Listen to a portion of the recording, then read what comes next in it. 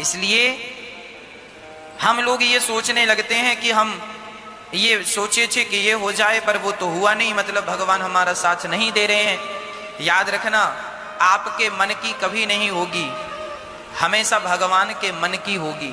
और भगवान जो करेंगे वो आपके लिए अच्छा नहीं, बहुत अच्छा करेंगे।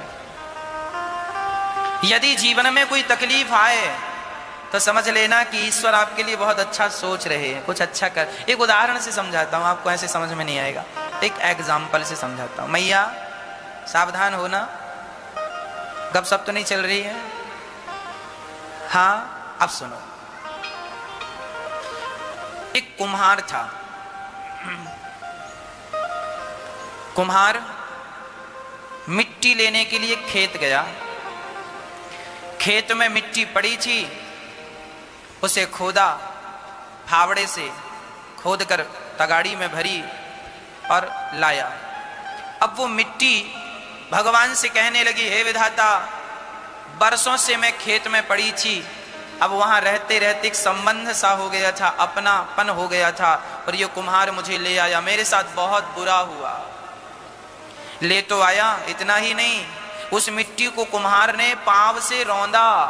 माटी ने कहा, लो ये कितना गलत हो रहा है, मेरे साथ पांव से रौंदा जा रहा है। रौंदा, इतना ही नहीं, चक्के में रख करके उसका घड़ा बनाया, थापी मारी। यहां तक तो ठीक था, मिट्टी बोली, धूप में रख दिया, कड़क धूप में मैं सूख गई। अरे इतना ही नहीं, उस माटी ने कहा, हे विधाता, तूने मेरे साथ अन्याय किया है। क्यों? देख, अब ये मुझे आग में तपाएगा।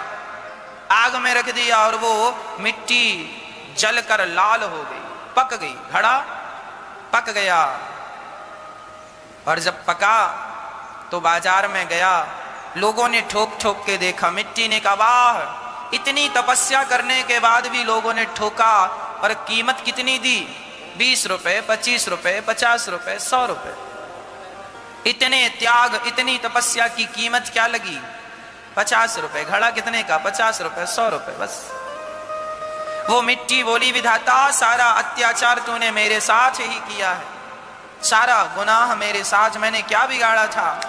तभी उस मिट्टी को किसी संत महापुरुष ने खरीदा और ले जाकर उसमें गंगा जल भर दिया।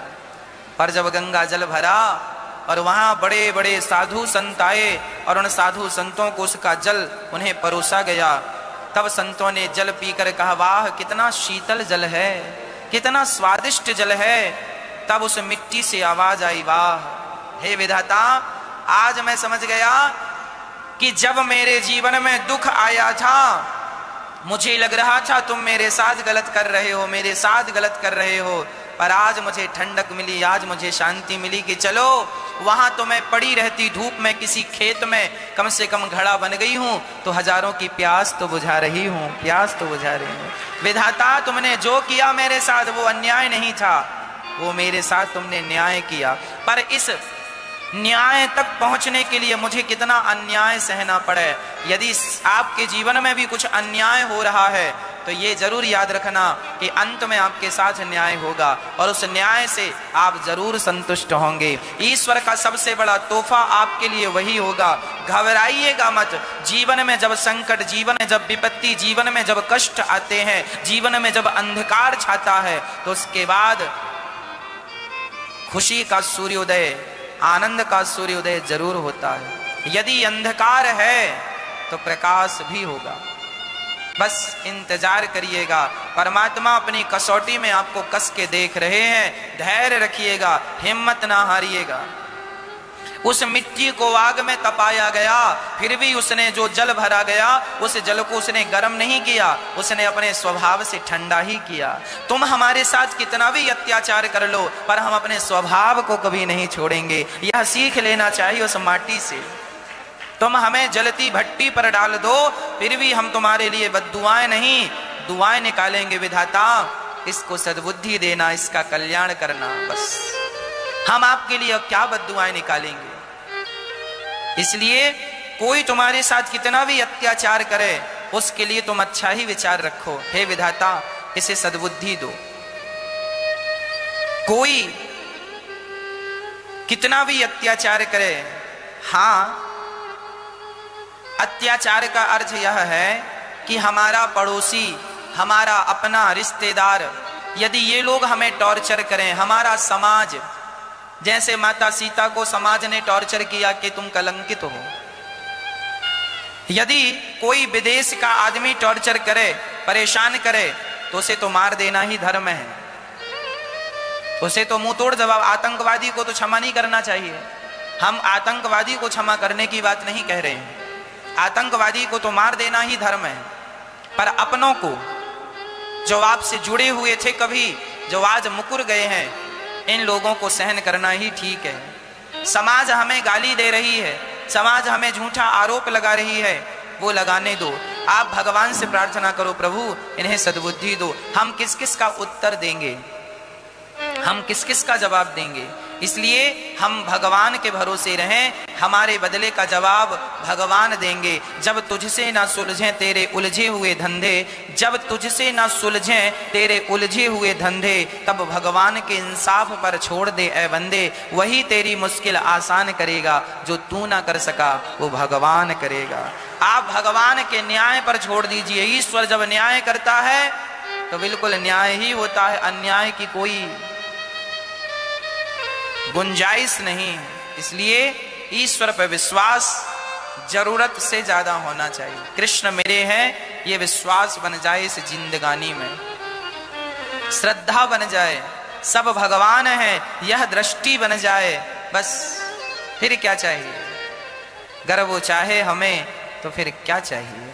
भगवान का उत्सव चल रहा है सारे ब्रजमंडल में, खूब आनंद से मनाया जा रहा है, चारों तरफ आनंद ही आनंद। मैया बधाई हो, बधाई हो। जो भी आता है श्याम सुंदर को देखता है तो देखता नहीं, देखता रह जाता है। भगवान है ही इतने सुंदर, बहुत सुंदर है भगवान। अब सारी नगरी इकट्ठी हुई, बधाई हो यशोदा, बधाई हो। खूब बधाइयों पे बधाइयां लुटाई गई, वाह वाह, खूब आनंद हुआ। नंद बाबा गाय लुटा रहे हैं, गाय, गौ माता का दान, खूब गाय दान कर रहे हैं। ले जाओ ले जाओ ले जाओ, खूब गाय दान। आप लोगों ने जीवन में दान, गौ दान किया कि नहीं? गौ दान जरूर कर लेना मरने के पहले, क्योंकि वैतरणी नाम के नरक से गौ ही पार लगाती है। हाँ, तो गौ दान जरूरी है। और घर में कोई बच्चा हुआ करे, बहू के बेटा हो गया, तो बड़ी पार्टी रखने की जरूरत नहीं है। अपने हाथ से जितना दान पुण्य करोगे, कहते हैं बच्चा यदि पैदा हुआ है और बच्चे के नाम से तुम दान कर रहे हो, तो जानते हो क्या होता? बच्चों के नाम से दान क्यों करते हैं? दान पुण्य करने से बच्चों की आयु बढ़ जाती है। जो बच्चा अभी जाया है, जन्मा है, उसके नाम से दान पुण्य करने से उसकी आयु बढ़ जाती है। उसके भाग्य में यदि कोई बाधा है तो वह बाधा दान मात्र से टल जाती है। इसलिए दान की बड़ी महिमा है। जब भगवान श्री कृष्ण हुए तो नंद बाबा ने कृष्ण के नाम से गाय दान की। दशरथ जी के बारे में भी लिखा है कि जब राम का जन्म हुआ तो सर्वस दान दीन सब काहू, ये चौपाई है, सब कुछ दान किया। दशरथ जी को लग रहा था कि मेरे राम के जीवन में कोई रेखाएं यदि त्रुटि हुई होंगी तो ये दान करने से आयु लंबी होगी, समृद्धि होगी, लाला ठीक रहे बस। अर्थात दानम दुर्गति नाशनम, दान करने से हमारे जीवन की समस्त दुर्गति समाप्त हो जाती। इसलिए गौ दान करना चाहिए। जो आपकी सामर्थ्यता है, अन्न दान, गौ दान, जल दान, भूमि दान, जो भी आपकी सामर्थ्यता ईश्वर ने दी है, कांचनम स्वर्ण दान, जो ईश्वर ने आपको संपन्नता दी है वो आप करें, पर कम से कम गौ दान तो हो, है ना? तो भगवान के जन्म पर नंद बाबा ने लाखों गायों का दान कर दिया। पूतना मौसी के अंदर जरा कपट था, जहर पिलाया, स्तन मुंह में दिया, भगवान ने जहर पिया, पकड़ लिया कस के, पूतना चिल्लाई, भगवान ने पहले जहर पिया फिर दूध पिया, पकड़ के प्राण पीने लगी। पूतना चिल्लाई, बालक छोड़ दो। भगवान बोले मौसी जी पकड़ने की व्यवस्था पूरी है पर छोड़ने की व्यवस्था नहीं है यहाँ। और जब भागी तो भगवान ने प्राणों का पान किया, धड़ाम से गिर पड़ी। पूतना लोके बालघिनी राक्षसे रुधिरासना, जिघांसयापहरे स्तनम दत्वाप सदगतिम। नंद बाबा, अब मैया यशोदा लाला को लाई गैया की पूंछ से नजर उतार रही है और भगवान श्री कृष्ण बड़े प्रेम से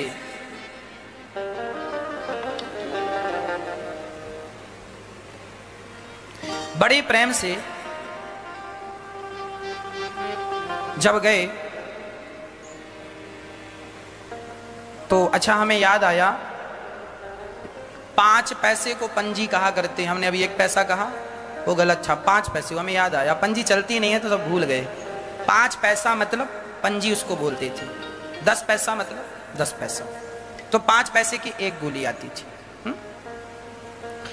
तो भगवान श्री कृष्ण मां यशोदा की गोद में है और मां नजर उतार रही है। और यहां जब नंद बाबा लौट कर आए तो पूतना मौसी इतनी बड़ी थी कि जब मरी तो उसके शरीर से सारा जंगल तहस नहस हो गया, यमुना जी के पार उसका हाथ गिरा, इतनी बड़ी थी पूतना। अब नंद बाबा ने देखा, राम राम, जब गए थे तब तो कोई पुल बना नहीं था और आए तो ये पुल कहां से, सारे छकड़े बकड़े पार हो गए। बाद में पता चला मौसी जी आराम फरमा रही है, ध्यान से देखा, लगा मौसी जी सो नहीं रही, मर गई। अब नंद बाबा ने शरीर काट काट के पूतना के शरीर को चिता पे रखा और जब आग लगाई तो पूतना के शरीर से सुगंध निकल पड़ी। अहो वकेयम स्तन काल कोटम जिघांसयापा यदाप्यसाध्वी लेभे गतिम धात्रिचितां ततोऽन्यं कं वा दयालुं शरणं व्रजेम। भगवान ने पूतना मौसी को तार दिया।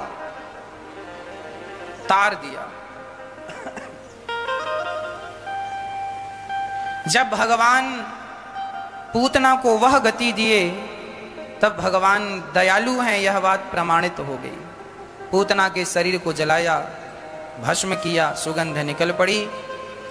उसके बाद भगवान थोड़ा बड़े हुए तो शकटासुर आया भगवान को मारने। शकटासुर छकड़े में आकर बैठा, भगवान ने शकटासुर को मारा।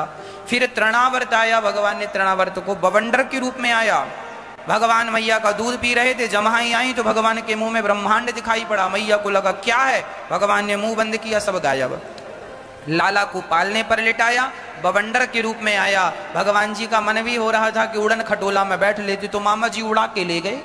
हवा गर्मियों में गोल गोल चलती है ना, उसी के रूप में ये राक्षस आया और भगवान जी ने ले जाकर इसकी गर्दन कस के पकड़ ली और दे मारा शिला पर।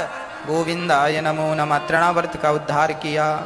इसके बाद गर्गाचार्य जी आए और भगवान का नामकरण संस्कार हुआ। गर्गः पुरोहितो राजन यदो नाम सुमहातपा ब्रजम जगाम नंदस्य वसुदेव प्रचोदितः।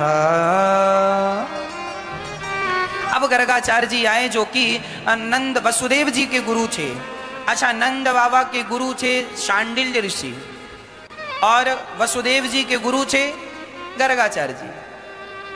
गर्गाचार्य जी भगवान श्री कृष्ण का नामकरण संस्कार करने आए। नामकरण, अब नाम रखते हैं मैया। अब यशोदा और रोहिणी दोनों बैठी हैं, कृष्ण और बलराम को लेकर के सुंदर सा गाय के गोबर से लीप करके दोनों जन बैठी हैं और प्रेम पूर्वक नाम कलश जलाया, कलश स्थापित किया, दीप जलाया और नामकरण संस्कार। मैया, ये जो बलराम, ये रोहिणी जो आपका बेटा ना यशोदा की गोद में, इसका नाम राम होगा, पर बल अधिक होने से लोग बलराम भी कहेंगे और शंकरषण भी कहेंगे। इनका नाम शंकरषण इसलिए पड़ा कि यह माता देवकी के गर्भ से निकलकर भगवान ने रोहिणी के गर्भ में ट्रांसफर किया था। अच्छा, डॉक्टर लोग ना ये तकनीक अब अपनाने लगे हैं, एक स्त्री के गर्भ को ना दूसरी स्त्री के गर्भ में ट्रांसफर कर देते हैं, ऐसा मैंने सुना है। सही है क्या? हाँ या ना? है। ये डॉक्टरों ने अभी शुरू किया है काम। हमारे भगवान श्री कृष्ण ने तभी कर दिया था, 5500 साल पहले की टेक्नोलॉजी है ये। अब कहीं जाकर के डेवलप हुई है, अभी तक सोई पड़ी थी। तो साइंस जो कर रहा है अच्छा कर रहा है, पर वही कर रहा है जो हमारे शास्त्रों में ऑलरेडी पहले हो चुका है, कोई नया नहीं है। अभी कोई नया आविष्कार नहीं है, सब जो हो चुके हैं सब वही आविष्कार लुप्त हो गए थे फिर प्रकट हो रहे हैं। अभी तो इतना कुछ बाकी है कि अभी तो साइंस को और काम करना पड़ेगा। अभी तो शास्त्रों में जो लिखा है अभी तो उसको करने के लिए बहुत समय लगेगा। हाँ, हनुमान जी पूरा का पूरा पहाड़ उठा के ले आए, ये भी तो एक टेक्नोलॉजी थी। अभी कौन पहाड़ लेके जा रहा है बताओ। अभी साइंस ने एक काम जरूर किया है। एक बार हमने सुना था कि एक बहुत बड़ा पीपल का पेड़ था और उसे काटना था, तो साइंस ने काटा नहीं, उसे जड़ से उखाड़ कर दूसरी जगह पे लगा दिया और वो सफलता पूर्वक लग गए। एक बड़ा विशाल पीपल, उसे नीचे से खुदाई करी मशीनों से, पूरा का पूरा माटी सहित उखाड़ लिया और दूसरी जगह पे। तो देखो ये टेक्नोलॉजी है ना, एक पेड़ को दूसरी जगह पे लगा दिया, काटा नहीं, समझदारी है, अच्छी बात है। हनुमान जी ने पूरा का पूरा पहाड़ उठा लिया, तुम एक पेड़ उठा पा रहे हो, अभी हनुमान जी पूरा पहाड़, मतलब वो उनकी टेक्नोलॉजी आज की टेक्नोलॉजी से कितनी एडवांस रही होगी। हाँ जी, माता देवकी के गर्भ से, रोहिणी के गर्भ से बलराम जी उत्पन्न हुए और वही बलराम कहलाए। और यशोदा तेरे बेटे का नाम होगा कर्ष्यति कृष्णा। जय श्री कृष्ण भक्तों, राधे राधे। आप सब लोग कैसे हो? आशा करती हूँ आप लोग कुशल मंगल से होंगे। भक्तों, श्री अनिरुद्धाचार्य जी की कथा में आप सभी का स्वागत है। महाराज जी ने इस कथा में बहुत ही अच्छी और विचित्र बात बताई है, क्योंकि महाराज जी की कथाएं हमें बहुत अच्छी लगती हैं, क्योंकि महाराज जी हम लोगों को बहुत ही अच्छी अच्छी और ज्ञान वाली बातें बताते हैं। इसलिए कि महाराज जी की कथाएं हमें बहुत अच्छी लगती हैं, क्योंकि महाराज जी बहुत विस्तार पूर्वक और अच्छे विचार वाली बातें बताते हैं जो हमारे जीवन पर्यंत काम आने वाली होती हैं। इसलिए महाराज जी की कथाएं हमें बहुत अच्छी लगती हैं। आइए बिना वीडियो के स्किप किए हुए कथा को आपको पूरा सुनना है, क्योंकि हमारे जीवन में बहुत ही अच्छी महत्वपूर्ण बात बताने वाले हैं। आइए इस कथा को पूरा सुनना है। यह कथा आप लोगों को कैसी लगी? हमें तो बहुत अच्छी लगी, क्योंकि महाराज जी ने इस कथा में बहुत ही अच्छी और ज्ञान वाली बातें बताई है जो हमारे जीवन पर्यंत काम आने वाली है। क्योंकि जिन चीज़ों के बारे में हमें जानकारी नहीं होती है, महाराज जी बहुत ही ज्ञान वाली और अच्छी अच्छी बातें बताते हैं। इसलिए महाराज जी की कथाएं हमें बहुत अच्छी लगती हैं। आप लोग भी महाराज जी की कथाएं सुना करिए और लाइफ में बहुत ही काम आने वाली है। अगर ये कथा आप लोगों को अच्छी लगी हो, अगर यह कथा आप लोगों को अच्छी लगी हो तो वीडियो को लाइक करिए, चैनल को सब्सक्राइब करिए, कमेंट में जय श्री कृष्णा लिखना न भूलें। मिलते हैं हम अगली कथा के साथ, तब तक के लिए राधे राधे भक्तों।